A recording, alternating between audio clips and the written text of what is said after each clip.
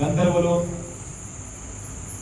మిగతా వాళ్ళందరూ కూడా చంద్రుడి యొక్క చంద్ర దర్శనం లేకపోతే భూమి మీదకి చంద్రుడు రాకపోయినా మిగతా లోకాలకు చంద్రుడు వెళ్ళి ఒకడు మూలకు నవ్వుకున్నాడు. ఎందుకంటే అతను చూస్తే అపోహలకు లోనవుతారు.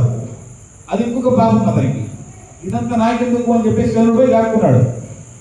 అందరూ పోయి చంద్రుడు ఎందుకు దాక్కున్నామని అడిగితే ఈ శాపం చెప్పాడు. శాప వృత్తాంతం చెప్పేసరికి వాళ్ళందరూ కూడా వెళ్ళి బ్రహ్మదేవుడితో మొరబెట్టుకున్నారు. ఏమయ్యా ఇలా జరిగింది, నువ్వు బోధ కలిసి పంపించావు కానీ జరిగిన కథ ఇదే అని చెప్పేసి వాళ్ళందరూ కూడా బ్రహ్మదేవుడితో మొరబెట్టుకున్నారు. బ్రహ్మదేవుడైనా చేతులు ఎత్తేశాడు. దీంట్లో ఏం చేసేది ఏమీ లేదు, శక్తి కేవలం శివుడికి మాత్రమే ఉంది. శివుని వెళ్ళి ప్రార్థన చేయండి. శివుని వెళ్ళి ప్రార్థన చేస్తే బహుశా శాంతింపజేస్తాడు. ఎందుకంటే తండ్రి కదా, అతన్ని శాంతింపజేయచ్చు అని. దేవావతికే నోపాయ నవరదో గజవక్త్రో గణేశ్వర పితామహ మహాప్రాజ్ఞ తదస్మాకం పద ప్రభో అని చెప్పారు. వెంటనే దేవతలందరూ కూడా మళ్ళీ ప్రార్థన చేశారు. నువ్వు తప్ప మరొక గతి లేదు, ఏదో ఒకటి ఉపాయాన్ని చెప్పు అని చెప్పేసి ప్రార్థన చేస్తే అప్పుడు పితామహ ఉవాచ, ఆయనే చెప్పాడు. చతుర్థ బ్రహ్మనే ఈ విధంగా చెప్పాడంట. చతుర్థ్యాం దేవదేవోసు పూజనీయ ప్రయత్త కృష్ణపక్షే విశేషేణ నక్తం కుర్యాచ తద్వ్రతం అపోపైకృత సంయుక్తే మోదకై పరితోషికేత్ మధురాణ్ణం అవిష్యంచ సయం భుంజీత వాగ్యతః స్వర్ణరూపం గణేశస్య దాతవ్యం దిశసత్తమ చట్యాలి దక్షిణం దద్యాత్ విత్తశాట్యన్న కారయేత్ ఏవం చత్వారతైస్తర్వైః ఈశ్వరి ప్రేషితస్తదా సగత్వా కథయామాస చంద్రాయ బ్రహ్మణోదితం వ్రతం చక్రే దదశ్చంద్రో యథోక్తం బ్రహ్మణా పురా ఆవిర్బభూవ భగవాన్ గణేశో వ్రతతోషితః. ఏం లేదయ్యా, చతుర్థి నాడు, బహుళ చతుర్థి నాడు గణేశ వ్రతం చేయి. సంకష్టార గణేశ మనం చేసుకుంటాం, సంకష్ట చతుర్థి అని చెప్పి చేస్తాం.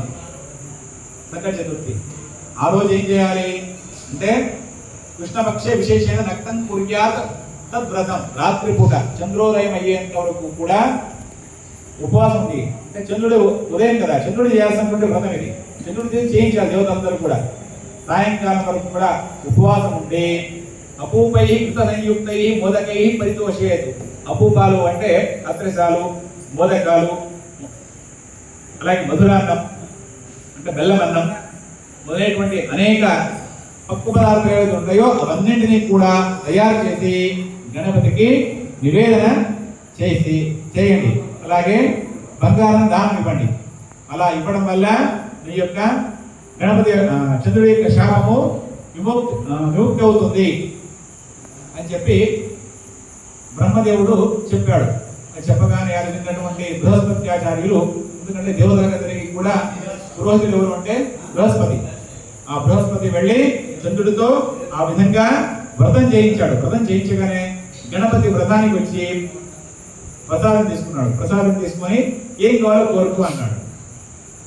లోకాలన్నీ కూడా ఇలా ఇబ్బంది పడుతున్నాయా, ఇలా ఇబ్బంది పడుతూ ఉండడం వల్ల ఈ ఇబ్బంది పోవడానికి నాకు శాపమోచనం కలిగించయ్యా అన్నాడు. శాపం ఇచ్చిన దాన్ని తిరిగి వెనక్కి తీసుకోవడానికి కుదరదు కాబట్టి భాద్రపద శుద్ధ చవితి నాడు ఇది జరిగింది కాబట్టి భాద్రపద శుద్ధ చవితి నాడు ఎవరైతే నిన్ను దర్శించుకుంటారో వారికి మాత్రమే నీలాపంతలు ఉంటాయి అని చెప్పారు. దానికి కూడా రోగానాం దర్శనీయోహం భవామి పునరేవః విశాపోహం భవిష్యామి తత్ప్రసాదు గణేశ్వర. గణేశువాచ వరమన్యం ప్రదాస్యామి నైర్ధేయం మయా తవ తతో బ్రహ్మాదయ సర్వే సమయక్కుర్మయాజితాః. ఆ విధంగా చతుర్థి నాడు మాత్రం ఎవరైతే దర్శించుకుంటారో వారికి ఈ శాపం వర్తిస్తుంది, మిగతా వారికి మిగతా రోజుల్లో ఏం లేదు అని చెప్పేసి గణపతి ఆ శాపానికి శాప విమోచనం ఇచ్చాడు. ఆ విధంగా ఇవ్వడం వల్ల ఎవరైతే ఈ నీలావరణకు లోనై ఉంటారో అలాంటి భాద్రపద శుద్ధ చవితి నాడు చంద్రుని చూడడం వల్ల కృష్ణుడికి కూడా అలాంటి అపవాదం ఏర్పడింది. కాబట్టి వరసిద్ధి వినాయకుడికి అత్యంత ప్రీతికరమైనటువంటిది మనం బ్రహ్మదేవుడు చెప్పినట్టుగా ఎవరైతే మధురాన్నం కావచ్చు, అపూపాలు కావచ్చు, మోదకాలు కావచ్చు, ఇవన్నింటినీ కూడా నైవేద్యం పెట్టడం వల్ల ఆయన సంతృప్తి చెందుతాడు. చెందినప్పుడు ఏం కోరుకుంటా మనకు కావాల్సినటువంటి కోరికలు ఏమిటి? విద్యార్థులు విద్యను కోరుకుంటారు, ఉద్యోగులు ప్రమోషన్ కోరుకుంటారు, వయసు అయినటువంటి వాళ్ళు ఆరోగ్యం కావాలని కోరుకుంటారు, ఎవరెవరు ఏం కోరుకుంటా అవన్నీ కోరికలు కూడా తీరుస్తాడు. ఆ విధంగా శ్రీకృష్ణుడు చంద్రుడి యొక్క అంటే ఈ చతుర్థి నాడు వరసిద్ధి వినాయక వ్రతాన్ని ఆచరించి తన యొక్క నీలాపందలను పోగొట్టుకున్నాడు అని చెప్పేసి కాంత పురాణంలో విశేషంగా వివరించి చెప్పారు. ఈ విధంగా ఎవరైనా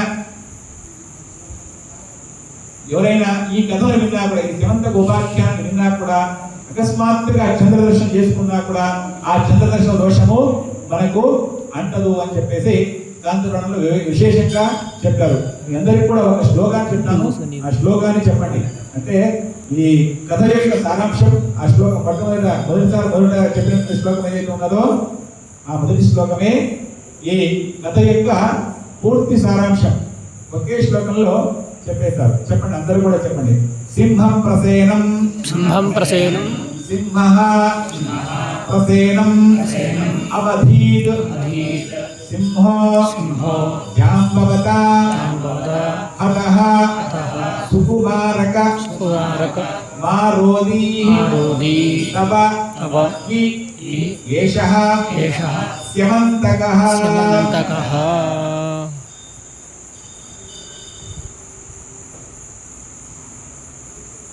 ఈ విధంగా శ్రీకృష్ణుడి వాడికే నీలాపనితం తప్పలేదు. అంటే శ్రీకృష్ణుడికి నీలాపనితలు ఏంటి, సహజంగా అంత పెద్ద వ్యక్తికి ఎలా వచ్చింది అనేటువంటి సందేహం రావచ్చు. శ్రీకృష్ణుడు నిర్యాణం చెందినటువంటి విషయం చాలా మంది తెలిసి ఉండొచ్చు. నిర్యాణం చెందింది సుమారు చాలా ఇబ్బందుల్లో వారి యొక్క దేహం 10 రోజుల తర్వాత దొరికింది.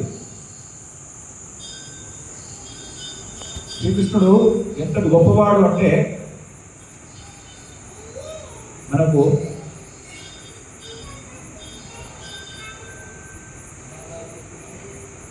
ధృతరాష్ట్రుడి భార్య అందరికీ తెలుసు, గాంధారి మహాపతివ్రత. తన కొడుకులు అందరూ చనిపోయారు. తన కొడుకులు అందరూ చనిపోయినప్పుడు ఏ తల్లికైనా బాధ ఉంటుంది. 100 మంది కొడుకులు చనిపోతే బాధ ఉండదు. 100 మంది కొడుకులు చనిపోవడానికి కారణం ఎవరయ్యారు? కృష్ణుడు కనబడుతున్నాడు. సరే, వాళ్ళు చేస్తున్న దుర్మార్గం ఉండొచ్చు, అది ఒక వైపు. కుపుత్రో జాయేత క్వచిత కుమాత నభవతి. చెడ్డ కొడుకులు ఉంటారు కానీ చెడ్డ తల్లులు ఎక్కడ ఉంటారు. కొడుకు ఎంత చెడ్డవాడైనా తల్లి కొడుకే.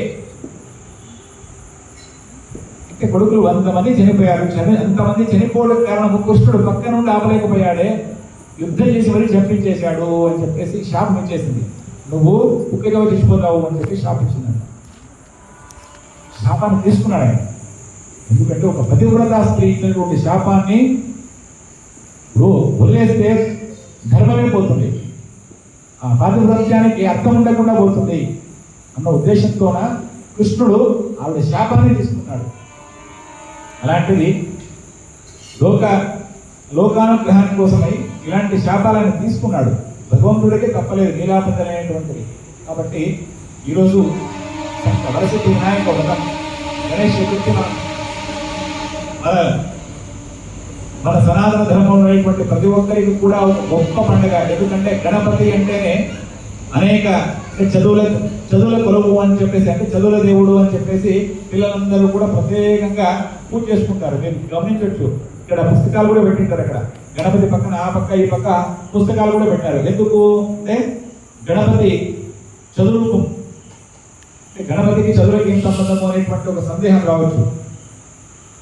మనకు పురాణాలు, ఇందాక నేను మొట్టమొదటి ప్రారంభంలో చెప్పాను, పురాణాలే మనకి అన్నిటికీ ప్రమాణాలు, వేదాలు పురాణాలే ప్రమాణము అని చెప్పాను. అయితే వ్యాసుడు పురాణాలు రాయాలనుకున్నప్పుడు ఏం చేశాడు? రాయడానికి ఒకరు కావాలి కదా, చెప్పేవాళ్ళు ఉంటే ఒక రాసేవాళ్ళు ఒకరు ఉండాలి కదా. ఆయన చెప్పి ఆయన రాయలేదు కదా. అందుకోసం అని చెప్పేసి ఎన్నుకోవాలి కదా.